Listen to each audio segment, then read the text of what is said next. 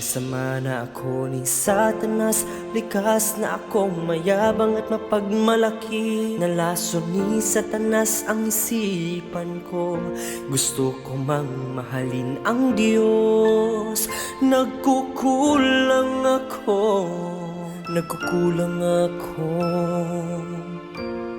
Nakikilala kong sarili ko dahil sa paghatol ng mga salita ng Diyos. Nakikita kong aking katiwalian na walang mabuti sa'kin. Walang nananatiling konsensya, katinuan, personalidad ng walang kaligtasan. Baka mabuhay ako na parang patay.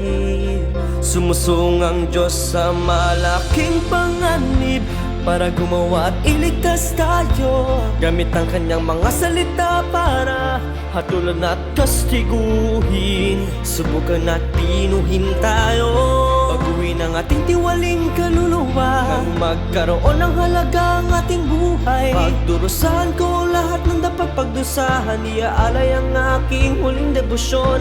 Magiging tapat ako't wala akong hihilingin.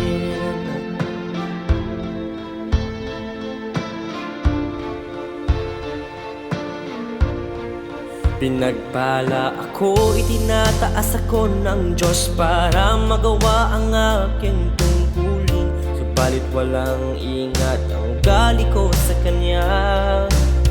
Sa paghahayag ng Kanyang mga salita, nakikita ko ang aking kademonyohan.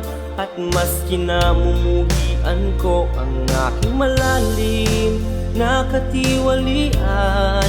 Wala akong konsensya o katinuan, at hindi ko napanatag ang puso ng Diyos kailanman.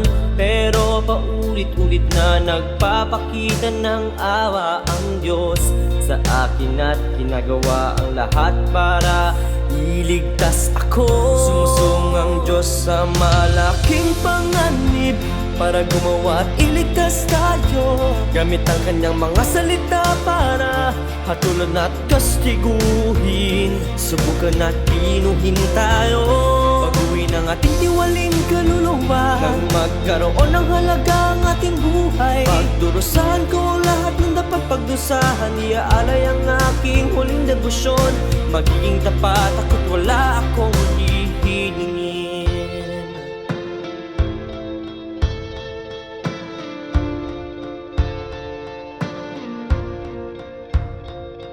Sa pagpapailalim sa paghatol at pagpipino ng Diyos, sa wakas sinapadalisay ako.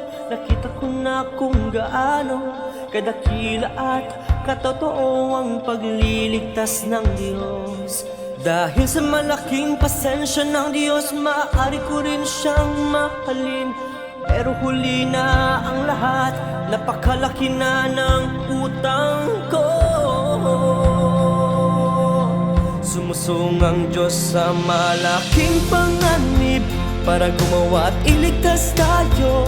Gamit ang kanyang mga salita para hatulan at kastiguhin. Subukan at pinuhin tayo, baguhin ang ating tiwaling kaluluwa, nang magkaroon ng halaga ang ating buhay. Pagdurusahan ko lahat ng dapat pagdusahan, iaalay ang aking huling debosyon. Magiging tapat ako't wala akong